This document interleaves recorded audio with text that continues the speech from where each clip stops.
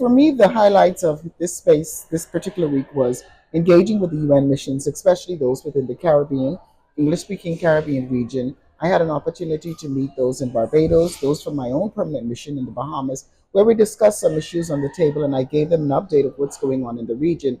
As you know, the Bahamas now sits and has a council within the Caribbean region, and we welcome that council. So the engagement being a part of this week made me have the opportunity to link my organization, which is UC Trans, and my trans membership to the CARICOM body, to the UN body, and being able to discuss our issues moving forward, especially when it comes to the displacement of LGBTI people and the exasperated situation when it comes to climate change. And that's something dear to the region. So that was my real highlight of this particular week.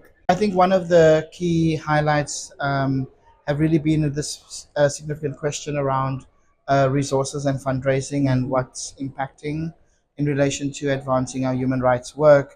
It's quite telling this week that not only is organizations and civil society facing these immense threats around funding cuts, the weaponization of state-sponsored violence, and cutting that, in terms of money flows, but also the United Nations itself being impacted around how states have begun to use money to weaponize and stop human rights programming and processes.